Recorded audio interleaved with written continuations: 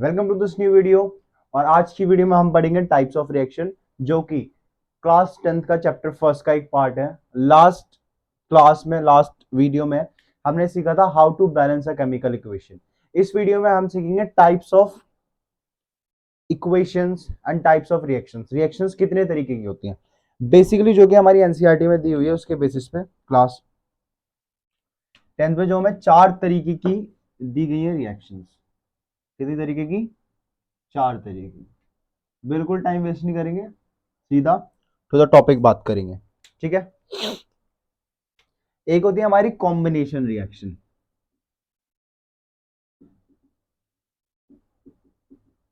Combination reaction. एक होती है हमारी डीकंपोजिशन रिएक्शन।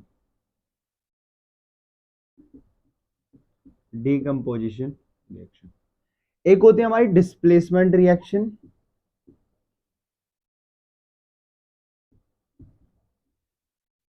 एक होती है हमारी डबल डिस्प्लेसमेंट रिएक्शन। चारों आपके सामने है। अब इनको समझते हैं कि ये चारों होती क्या है। ठीक है, देखो, सबसे पहले थी कॉम्बिनेशन, फिर डिकम्पोजिशन, फिर डिस्प्लेसमेंट एंड फिर डबल डिस्प्लेसमेंट रिएक्शन। ठीक है। कॉम्बिनेशन, जैसे कि आपको नाम से ही पता लग रहा होगा, कंबाइन होना। कॉम्बिनेशन मतलब जहां पे दो रिएक्शन कंबाइन होती हैं उसे हम कहते हैं कॉम्बिनेशन रिएक्शन। अभी एग्जांपल्स भी समझेंगे, सब कुछ समझेंगे। फिर दूसरी होती है डिकम्पोजिशन। अब डिकम्पोज मतलब भी आपको पता है, मिलना। जहां पे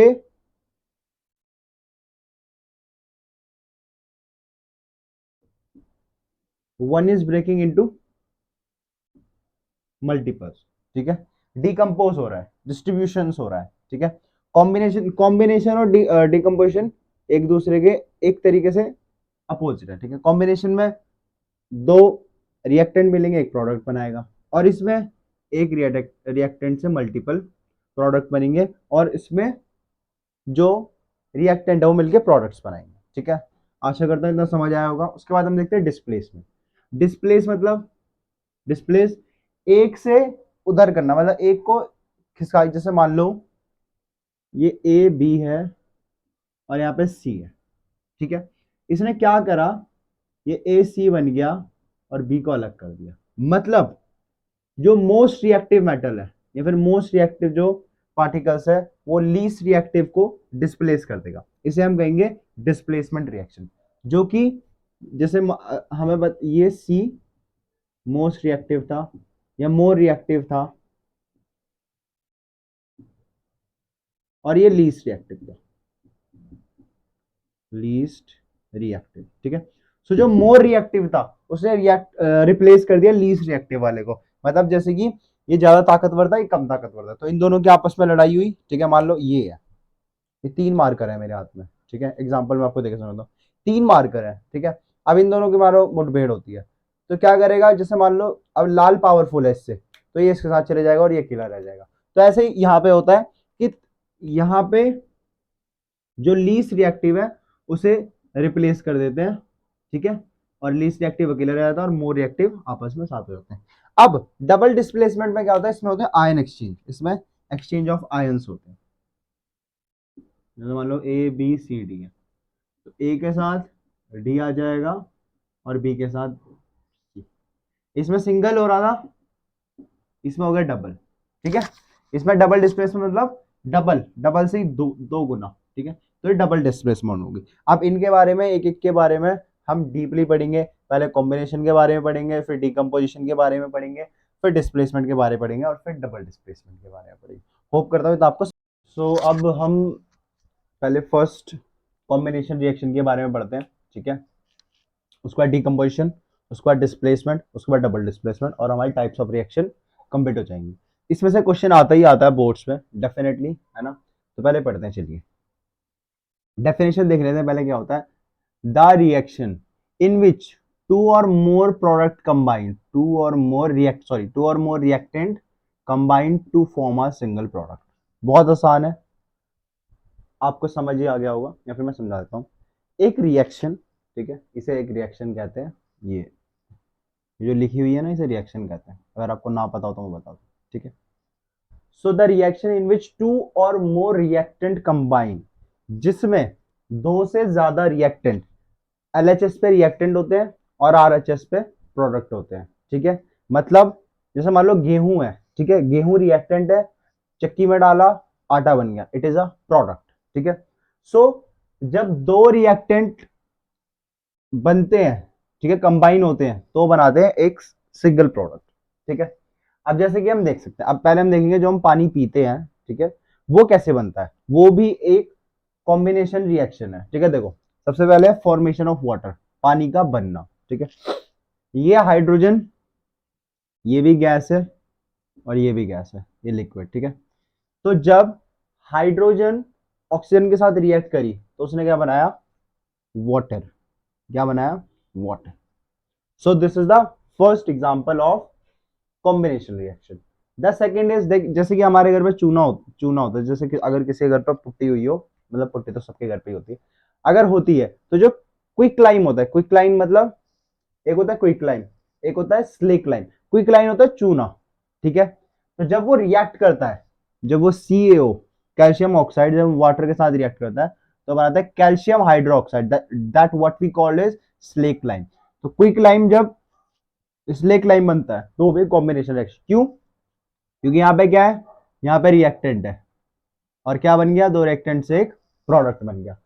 होप करता हूं कि आपको कॉम्बिनेशन रिएक्शन पूरी तरीके से समझ आ गया, अगर ना समझा एक बार और डेफिनेशन पढ़ लो।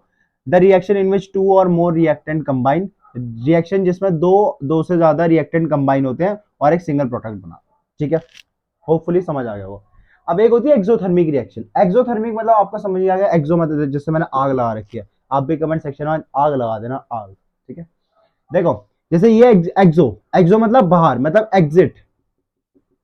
थर्मिक, थर्मिक मतलब हीट, जब हीट बाहर निकलती है, रिएक्शन और रिएक्शन हो गया, जिस भी रिएक्शन में हीट बाहर निकलेगी उसे हम कहेंगे एक्सोथर्मिक। आप इसके देखो कोई भी चीज है वो अपने नाम से अपने आप को डिफाइन कर देती है कि मैं ये चीज हूं, मैं वो चीज हूं। जैसे डिकम्पोजिशन है, कॉम्बिनेशन है, कॉम्बिनेशन अपने आपको डिफाइन कर दिया ना कि अगर मैं कंबाइन हूं तब ही कॉम्बिनेशन हूं, ठीक है। उसके बाद हमारी एक्सोथर्मिक रिएक्शन।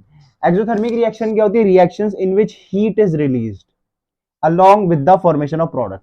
जब प्रोडक्ट बनते हैं उसके साथ जब हीट निकलती है उसे हम एक्सोथर्मिक रिएक्शन कहते हैं। एक एंडोथर्मिक होती है, ठीक है, एंडोथर्मिक होती है, उसके अंदर हीट इनहेल होती है। जैसे बर्फ है, अगर मेल्ट होती है तो वो क्या कहते हैं, इन्वायरमेंट से हीट एब्सॉर्ब करती है।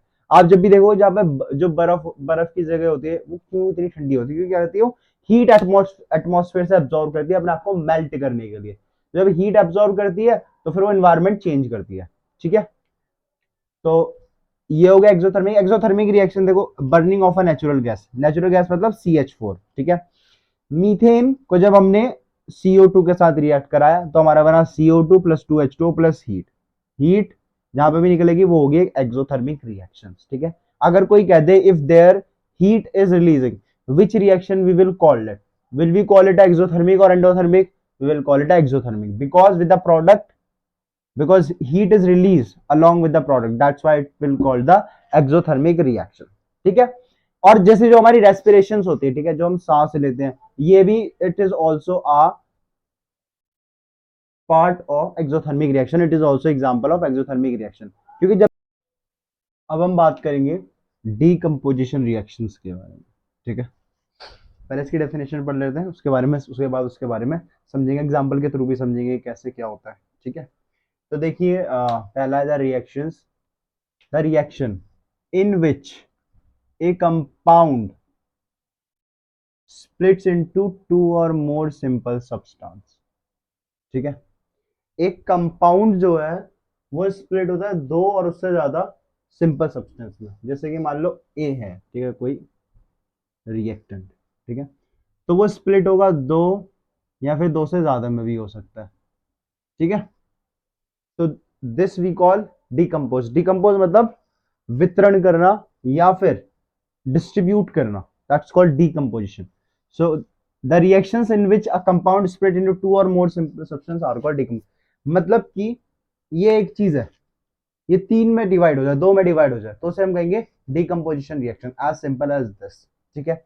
अब देखो ये तीन तरीके की होते हैं, इन्हें याद रखना इंपॉर्टेंट है, ठीक है। एक होती है थर्मल डिकम्पोजिशन, एक होती है इलेक्ट्रोलाइटिक डिकम्पोजिशन और एक होती है फोटोलिटिक डिकम्पोजिशन। थर्मल से आपको जैसे समझ ही आ गया, वो थर्मल मतलब हीट, जैसे कि हमने थर्मिक में देखा था, जैसे एक्सोथर्मिक था, थर्मिक मतलब हो गया हीट, ठीक है। इलेक्ट्रोलिटिक भी आपको समझ आ गया, इलेक्ट्रिसिटी। फोटोलिटिक, फोटोलिटिक मतलब सनलाइट, और जैसे फोटोसिंथेसिस होता है, photosynthesis means sunlight, so that happens with the help of sunlight, ठीक है। अब देखो अब इनमें होता क्या क्या है। अब सबसे पहले हम पढ़ेंगे थर्मल डीकंपोजिशन रिएक्शन, ठीक है। Thermal decomposition, when decomposition is carried out by heat, ठीक है। जिस रिएक्शन में हीट से कैरिड आउट किया जाए, ठीक है, मतलब चीजों को ब्रेक डाउन जब उसमें कंपाउंड में स्प्लिट होते हैं, मतलब जब रिएक्टेंट प्रोडक्ट में स्प्लिट होता है तो वो हीट के हेल्प से किया जाए, ठीक है।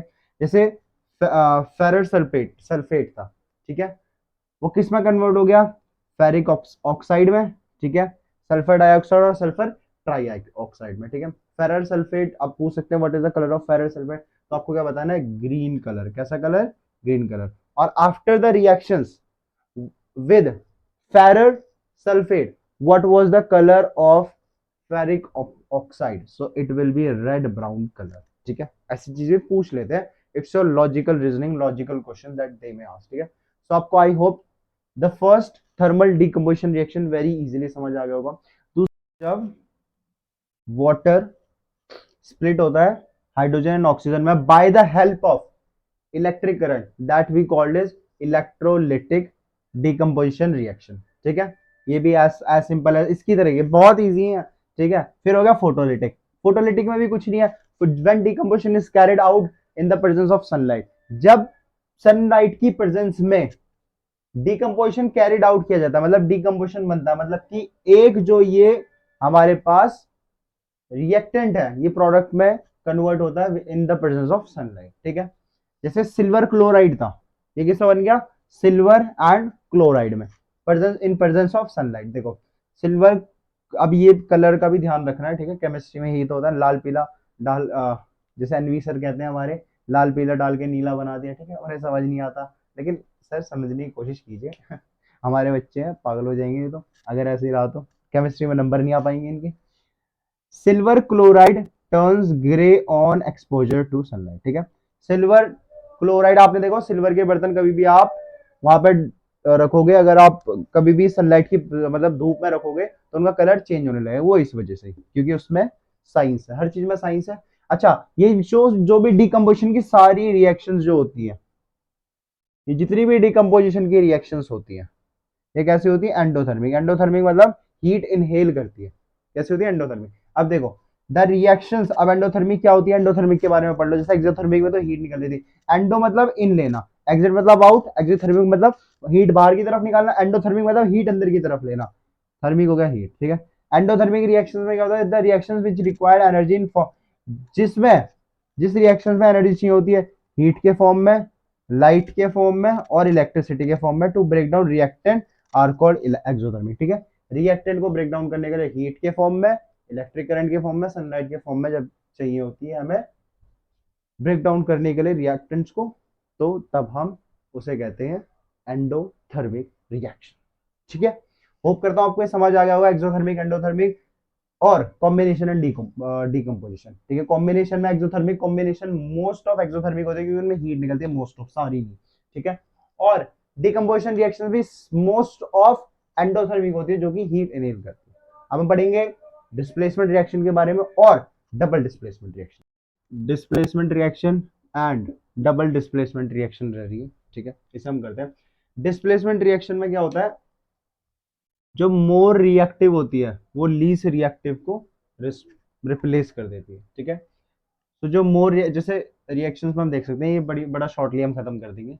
जैसे आयरन है, आयरन एन मान लेते हैं, जब हमने कॉपर सल्फेट के सॉल्यूशन में डाला, मींस ब्राउनिश कलर की, जैसे आयरन का कलर होता है ब्राउनिश, और जब हमने ब्लू कलर के कॉपर सल्फेट में डाला तो बन गया आयरन सल्फेट FeSO4, जो हो गया, जिसका कलर कैसा हो गया, डर्टी ग्रीन कलर, और कॉपर हो गया अलग। ऐसा क्यों हुआ, क्योंकि Fe were more reactive than copper, reactivity series लिखी हुई है, आप एनसीईआरटी चैप्टर 3 में देखेंगे तो उसमें पूरी रिएक्टिविटी सीरीज मैं भी करा दूंगा, उसको नेक्स्ट एक अलग से वीडियो ले लेंगे रिएक्टिविटी सीरीज की, उसे ट्रिक से याद भी कर लेंगे, ठीक है।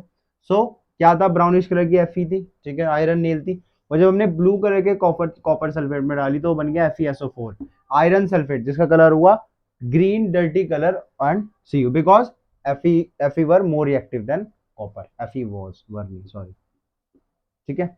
उसके बाद डबल डिस्प्लेसमेंट, ये आपको समझ आ गया होगा कि the more reactive will replace the least reactive. उसके बाद डबल डिस्प्लेसमेंट क्या होता है, new compound are form by mutual exchange of ions, ठीक है। इसमें आयंस की म्यूचुअल एक्सचेंज हो जाता है और न्यू कंपाउंड फॉर्म होता है, जैसे कि हम देख सकते हैं हमारे पास NaSO4 है, मतलब सोडियम सल्फेट, जब हमने रिएक्शन कराया बेरे बेरियम क्लोराइड के साथ तो बन गया barium sulphate plus NaCl, sodium chloride, easy, ठीक है। जैसे कि आप देख सकते हैं दो कंपाउंड थे, सोडियम सल्फेट और एक दूसरा कंपाउंड था बैरियम क्लोराइड, ठीक है। जब हमने इनके साथ रिएक्ट करा, सोडियम सल्फेट को जब मैंने बैरियम क्लोराइड के साथ रिएक्ट करा तो हमें मिल गया barium sulphate BaSO4 and NaCl, sodium chloride, जो कि एक सॉल्ट है। ये दोनों कंपाउंड अलग थे और ये दोनों जो प्रोडक्ट है ये दोनों अलग है, ठीक है। इसलिए कहते हैं new compound are form, new compound बनते हैं म्यूचुअल एक्सचेंज के आयन से बिटवीन दो कंपाउंड, ठीक है। अब जैसे कि BaSO4 is form at a white precipitate, BaSO4 एक व्हाइट पेरिसिपेट है। अब पेरिसिपेट एक पेरिसिपेशन रिएक्शन होती है, पेरिसिपेशन रिएक्शन, पेरिसिपेशन रिएक्शन क्या होती है, the product form is insoluble in water, मतलब जो BaSO4 है इनसॉल्युबल है water many, insoluble in anywhere, right? So it is also called the participation reaction.